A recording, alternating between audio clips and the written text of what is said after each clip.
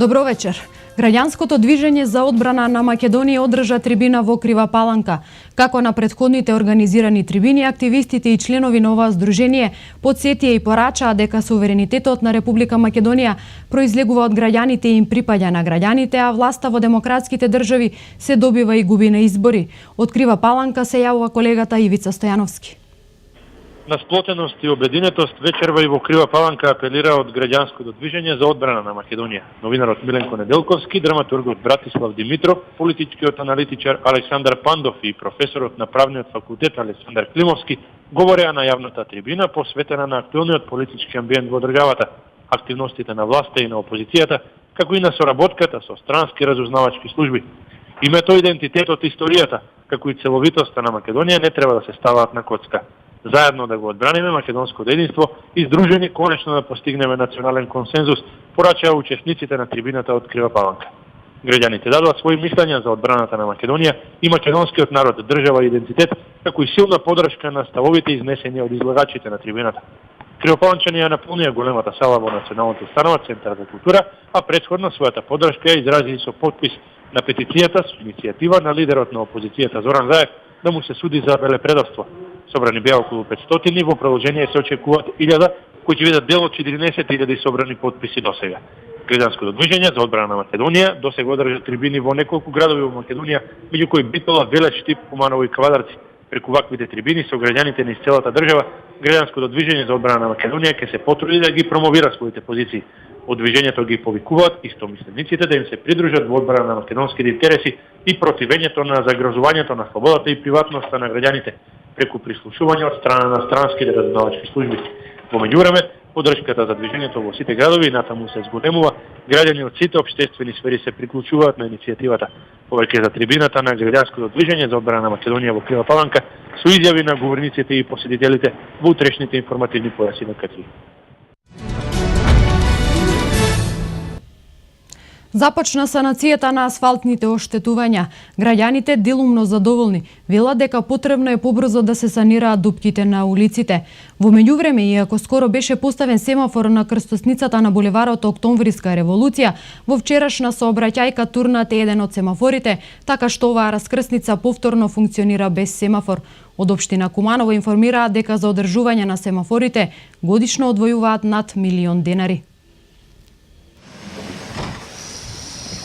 Во Куманово деновиве започна санирањето на локалните патишта и улици. Од општината соопштија дека се санираат асфалтните оштетувања предизвикани од интензивните врнежи изминативе месеци. Активностите се спроведуваат согласно програмата за изградба, реконструкција и санација на локални патишта и улици. Граѓаните релативно се задоволни од санацијата и велат дека е потребно што побрзо да се санираат оштетувањата и дека надлежните треба побрзо да ги решаваат овие тековни проблеми. Па да сум задоволен не сум, затоа што сепак требало повеќе да се уложи у таа работа. Мислам дека кај нас тие работи ни се мана, значи не знам дали се инвестира доволно, но сепак би требало да се уложи малку повеќе. Но нормално е дека пречи треба да се најде начин да се санира, затоа што пречи затоа што доаѓа до оштетување на возила и кога ќе дојде до оштетување на асфалтот да побрзо да се санира затоа што полно време стојат подолго време. Задоволен сум што почна, иначе лоша е ситуација.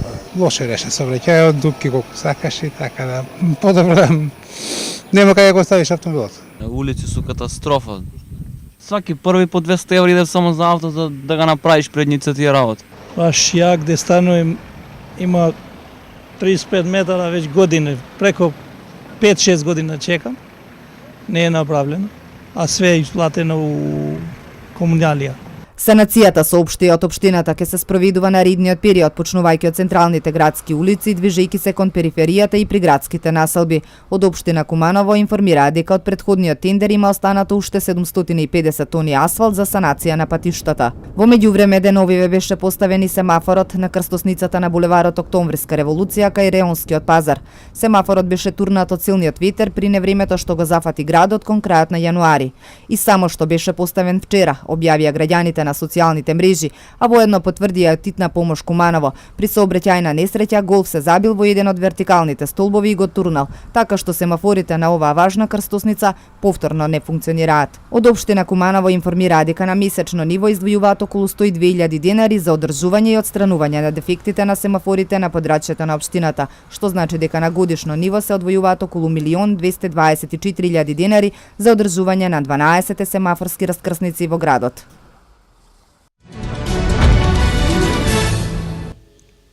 Со измените во Законот за трговија кој го подготвува Министерството за економија, во иднина само регистрирана фирма ќе може да се занимава со увоз на половни возила.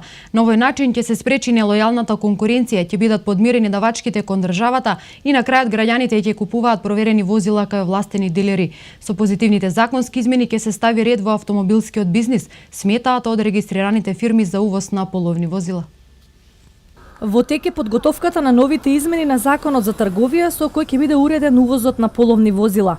Наскоро секој што ќе сака да се занимава со оваа дејност ќе мора да регистрира фирма па да увезува. Веќе нема да има продажба на црно и едни лица да се богатат на сметка на тие што честно заработуваат. Досега автомобили на старо увезуваш и продаваше кој ќе стигне, а физички лица што продаваа возила во своја режија целиот профит го ставаа во джип. Со новите законски измени сите трговци за тоа ќе треба да платат на државата. Введувањето ред во делот на увоз и продажба на употребувани возила го поздравуваат регистрираните увозници. Ке се знае кој може да внесува, кој не половни возила и ќе бидеме во рамноправна позиција сите, бејќи до сега што се случуваше. Да внесе правен субјект, што по мене логички дека некој што се занимава, а не се работи за социјален бизнис да продава школи, тоа не е социјален бизнис, па да биде стимулиран или наградуван и да се толерира од страна на надлежните институции, него се работи за бизнис, продажба на коли, самиот наслов продажба на коли кажува дека треба да биде комплетно канализиран во рамки на законот. Откако беше воведен увозот на половни возила, во Куманово беа донесени голем број коли кои според граѓаните не ги исполнувале целосно стандардите, како што се немање соодветни салони и локации за продажба на возила без никаква постпродажна услуга или гаранција за купеното. Инаку во Куманово има регистрирано помеѓу 25 и 30.000 возила, а тоа значи дека секој четврти кумановец вози кола. За ново возило би требало да биде свак. Ради услови, ради све што се нуди у салони, значи све што имаш редован сервис за гарантираност на возило и тие работа. Ја више волим да возим нове. Јас преферирам да возам нова кола. 3 години возам и пред истекот на гаранција одам кај овластен дистрибутер и старото возило го менувам за ново. Еве денеска сум дојден во сервис токму за таа намена. Пре него да се истекне. Па ја мислам дека се навали малце, многу сообраќаји и гужва и све и дизел и све тие заградени воздух доста. Имате ли чувство дека Имам многу. Тој не може да пројдеш улица кога треба. Абе 100 авто, 200 ги пројде. Има пуно. Па тој се увезени. Имам пуно возила од страну. Треба само да ги пратив правила тие што ga возив авто и тоа е тоа. Да ги стандарди да ги исполнува свако авто. А старо знаеме како е стандарди на стари возила, треба да се провери на технички. Се очекува цените на половните возила да не се зголемат поради трошокот за регистрирање фирми, бидејќи ако некој сака да продаде производ, ќе мора да биде конкурентен со цена. Овластените дилери информираат дека е намалена продажбата и на нови и на стари возила во однос на минатата година овој период. Резултатите се за 10 до 12% послаби за истиот период од претходната година, што тенденција или не видам ни еден аргумент или некое нешто што ќе се случи да тоа се подобри во наредниот период. Мислам дека целата година ќе биде со минус 10-12%. Новите повисоки стандарди придонесоа за преполовување на увозот. Така, на пример, колани во јануари биле увезени 2239, годинава во јануари биле увезени 1368 возила. Учениците од Средното општинско училиште Перо Наков од Куманово учествуваа на образовно рандеву кое што се одржа во Велес. Нова рандеву тие се надпреваруваа во повеќе категории и се здобија со значајни награди. Средното општинско училиште Перо Наков е член на Младинската асоциација на средни стручни училишта, кое што секоја година организира надпревари помеѓу средните стручни училишта на ниво на Македонија. На образовното рандеву, кое оваа година се одржа во Велес, учениците се надпреваруваа во најразлични категории. Има категории интервју за работа, јавно говорење, најдобра поетска творба, изработка на најдобар маркетинг план, потоа уредување на најдобар штанд, изведување на најдобра модна ревија, во спортски надпревари, изработка на веб страна, кариерно портфолио, најдобар филм, најдобра реклама и така натаму. И покрај големата конкуренција, учениците го дадоа својот максимум и постигнаа значајни резултати. Дарко Димитриевски, ученик од 4-та година, ја освои првата награда во категоријата интервју за работа.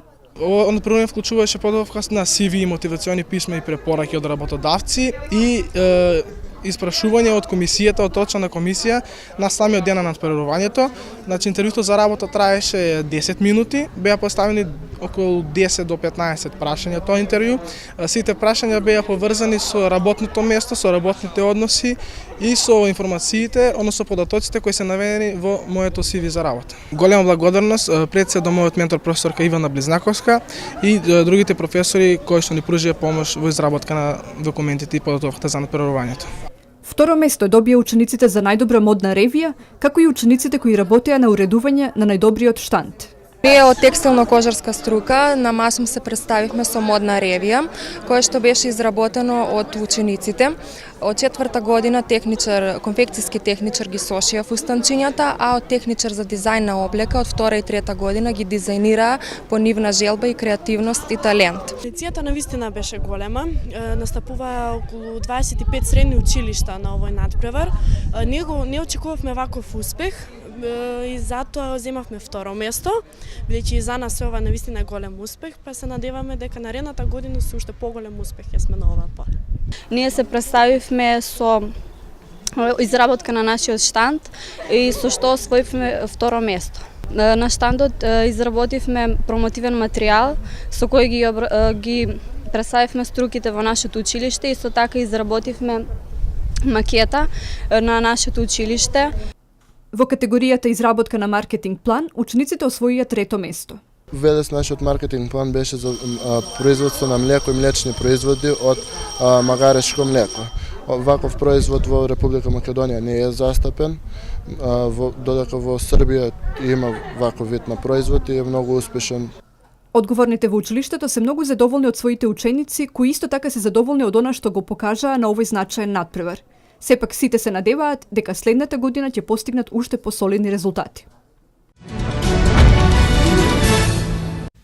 Демократијата како систем подразбира решенија за предизвиците да се изноѓаат преку институциите, вели македонскиот председател Ѓорги Иванов во интервју емитувано на албанската телевизија Albanian Screen.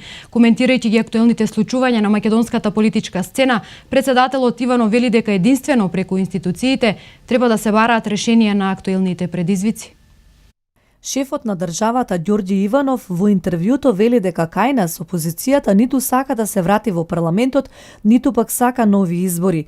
Тоа ја прави состојбата многу поделикатна, објаснува Иванов. Фрустрациите што се создаваат во македонското општество, блокадата и во НАТО и во ЕУ на некој начин придонесуваат за огромно незадоволство покрај неуспехот на опозицијата веќе во неколку изборни циклуси да постигне било каква победа.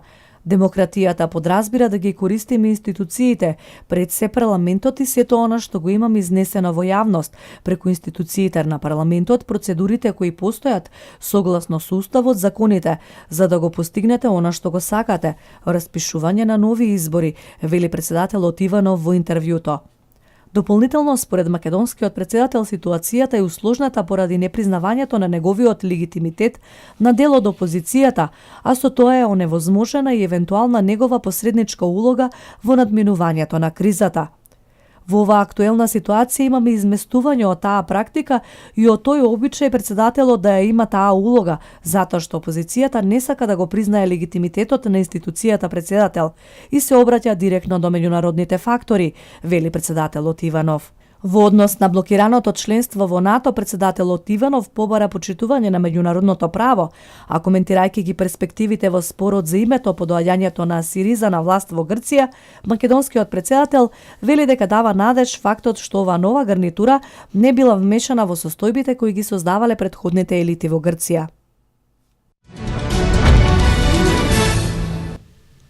Граѓаните кои работеле во фирма која сега не постои, наскоро по измените на Законот за работни односи, ќе може да си го откупат стажот и да остварат право на пензија. Според податоците на Министерството за труд и социјала, во оваа група има околу 200.000 лица кои работеле во фирми во транзицијата кои со прекини или воопшто не им ги плаќале придонесите за пензиско и здравствено осигурување. Илјадници граѓани на кои им недостасува стаж за да остварат пензија бидејќи работеле во фирма која сега не постои, а не им плаќала придонеси, ќе имаат добробит од новата владина мерка. Овие лица работеле најчесто во периодот на транзицијата, а компаниите не им го плаќале стажот. Според нашите сознанија станува збор за 200.000 лица. Тие работеле со години, но нивните придонеси не биле плаќани. Поради тоа тие подоцна не можат да си го остварат правото на пензија, бидејќи да го исполнуваат условот за старост на пензија нема да имаат 15 години работен стаж. Компаниите не им плаќале придонес, а луѓето работеле, рече министерот за труд и социјална политика Диме Спасов во гостувањето во Дневникот на Сител. Има група на луѓе од оваа категорија кои се во пензија, ама земаат пониска сума на пари поради помал стаж. Трета група е луѓе кои се уште работат во други фирми и компании, па им фалат неколку месеци или години работен стаж за да се пензионираат. Набрзо владата ќе ги усвои измените. Секој граѓанин кој работел во фирма која сега не постои, даваме право по повластена стапка граѓаните да си го откупат стажот и да остварат право на старосна пензија. Огромен број на граѓани на овој начин ќе си остварат пензија и социјална сигурност, рече Спасов. Поволната стапка ќе биде низок износ кој граѓаните ќе треба да го платат. Спасов очекува во текот на месец мај владата да усвои, па измените да поминат во собрание.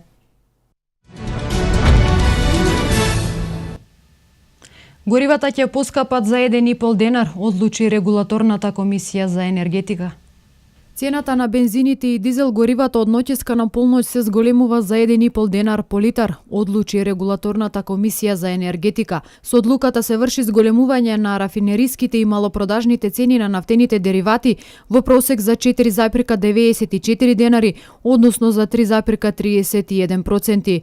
Новата малопродажна цена на Евросупер ќе изнесува 69 денари за литар, Евросупер 98 ќе изнесува 71 денар, Евродизел 54 денари, а екстра лесното масло за домаќинство ќе чини 43,5 денари за литар. Како причина за зголемување на малопродажните цени на нафтените деривати се посочува повисоката просечна цена на суровата нафта за 5,3%.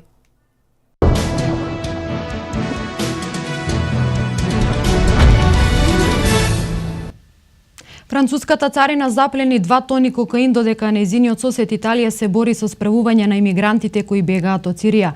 Со истиот проблем се соочува и Грција. Поради тоа Европската унија ќе се мобилира за решавање на проблемот со имигрантите. Конфликт во Вашингтон, пожар избил во авион во кој патувала делегација на Босна и Херцеговина. Свето денеска. Француските царинарници запленија од еден недрник во Карипското море 2,5 тони кокаин, што е нивна досега најголема заплена, соопштија синоќа француските власти. Дрогата е пронајдена околу 200 километри од брегот на францускиот остров Мартиника, во брод кој лажно пловел под американско знаме. На едриникот се уапсени 3 лица, се наведува во соопштенијето од Француското министерство за финансии. Во авионот се наоѓале министерот за надворешни работи на Босна и Херцеговина Игор Чрнадак, премиерот на Федерацијата на Босна и Херцеговина Фадел Новалиќ, гувернерот на Централната банка на БИХ Кемал Козарич и други официјални лица. Патничкиот авион на Austrian Airlines кој синоќа полета од Вашингтон, 15 минути подоцна тој се вратил на аеродромот. Се вратил поради пожар. Високата делегација на Босна и Херцеговина така останала во Вашингтон и се наоѓа во хотел во близина на аеродромот. Представниците на Босна и Херцеговина утринава требале да бидат во Луксембург на неформален бизнис појадок, пријатели на Босна и Херцеговина, иницирано од страна на министерот за надворешни и европски работи на Хрватска Весна Пусиќ. Европскиот комесар за миграции Димитрис Аврамополус ја откажа во понеделникот својата посета на Шпанија за да учествува на состанокот на шефовите на дипломатиите на земјите членки на Европската унија, која што во најголемиот дел ќе биде посветена на тајните имигранти по потонувањето на бродот во неделата на 220 километри јужно од италијанскиот остров Лампедуза, а председателот на Советот на Европа Доналд Туск има намера да свика вонеден самит посветен на имигрантите, што претходно го побараа Рим и Мадрид. Европските функционери велат дека потонувањето на бродот со имигранти имигранти во неделата е најтешката трагедија од овој вид досега во Средоземјето, имајќи го предвид бројот на лицата кои се сметаат за исчезнати. И грчкиот премиер Алексис Ципрас ја повика во неделата Европската унија итно да донесе план со кој ќе се соочи со зголемената хуманитарна криза со мигрантите во Средоземјето. Смета дека плански ЕУ мора да им гарантира поддршка на земјите членки како Грција и Италија, кои го поднесуваат најголемиот товар, кога станува збор за доаѓањето на имигрантите и бегалците од Северна Африка, од Блискиот Исток и други области.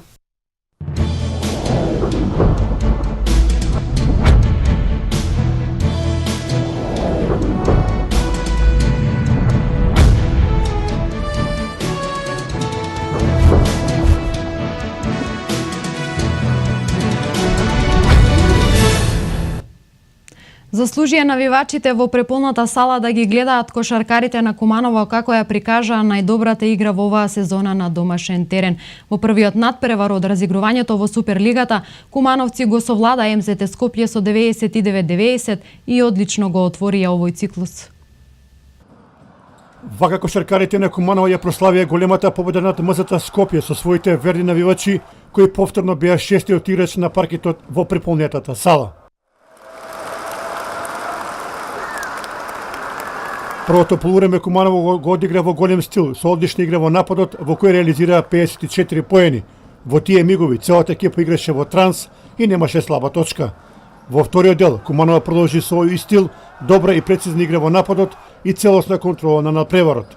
Во еден момент МЗТ направи обид за пресврт, но гостите не успеа. На крајот сосема заслужена победа на кумановци, а креатори на успехот беа Луковиќ со 20, потоа двоецот Јанески и Костовски со 18 и Новелијата Караджовски со 15 поени. Кај гостите Чапи со 22 и Самрзицки со 21 кош беа недоволни за успех. Па ја мислам дека ова е еден од првите чекори за влез во плейофот, што беше наша амбиција уште на почетокот на оваа надпреварувачка сезона. Меѓутоа мислам дека овој триумф треба да се потврди во наредниот меч против Карпош Соколи, кој што ќе биде круцијален за тој пласман во првите 4. Ваш краток коментар за овој напревар. Па бевме премногу мотивирани, почнавме слабо како и на претходните два надпревара против МЗТ Скопје. Меѓутоа после тоа се соземавме и почнавме и користиме сите наши добри работи во напад. Свативме каде грешиме во одбрана и тоа си донесе резултат на крајот. Што може да видите на оваа прекрасна публика до крајот на сезоната? Па имаме многу добра екипа, многу добра хемија, се надам дека тоа ќе го покажеме на терен и дека да одиме чекор по чекор прво, па се надеваме на полуфинале. Одличен старт на кошаркарите на Куманово, кој влева надеж дека оваа екипа е подготвена за добри резултати.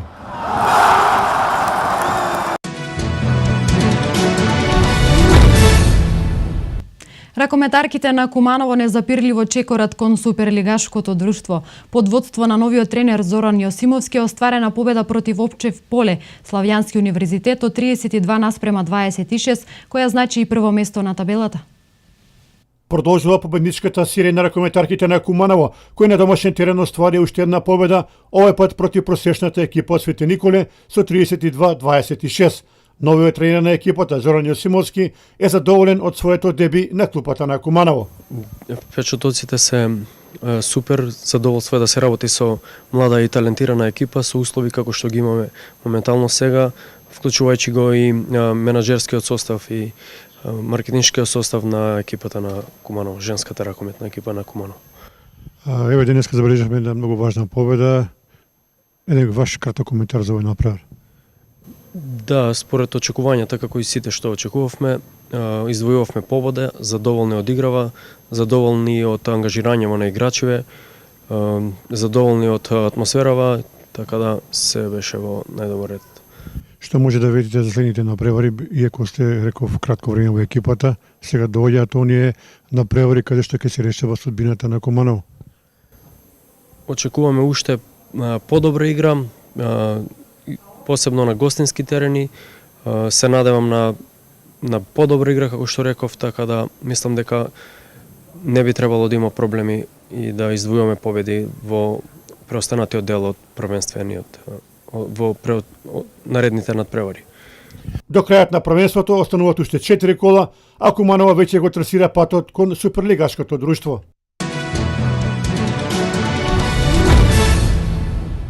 Ракометарите на Вардар за малку не успеа да се пласираат на завршниот турнир на најдобрата четворка во Лигата на шампиони. Избраниците на Гонзалес се поразени во Полска од Киелце со 33:31 и се елиминирани во четвртфиналната рунда. Ракометарите на Вардар по втор пат не успеа да се пласираат на завршниот Final Four турнир. Последната пречка на патот до завршницата овој пат беше силната полска екипа Киелце, која во вториот меч славеше со 33:31. А Вардар и овој пат беше близко до историскиот успех, но повторно немаа среќа во клучните моменти. Постојано во текот на преворот, Вардар се закануваше на пољаците и гледавме резултатска равнотежа, а победата малку не остасуваше да биде остварена. Но без разлика на се, Вардар заслужува комплименти за прикажаните игри во оваа сезона, а да се надеваме дека со следниот циклус екипата ќе се засели и одново ќе атакува на добар пласман. Инаку познати се сите учесници на завршниот турнир кој ќе се одржи во Келн, а тоа се екипите на Веспрем, Барселона, Кил и Киелце.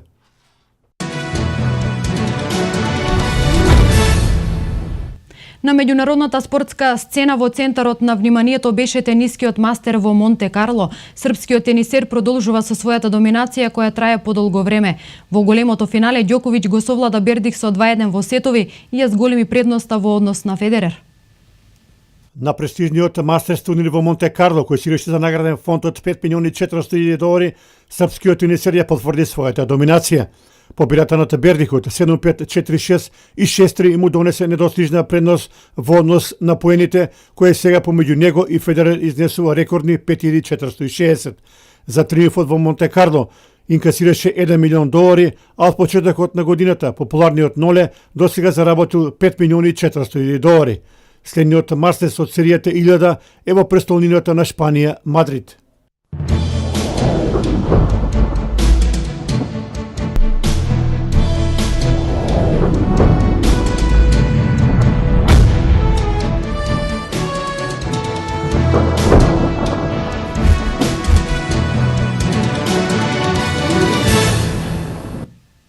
Да погледнеме каква е временската прогноза, метео за североистокот.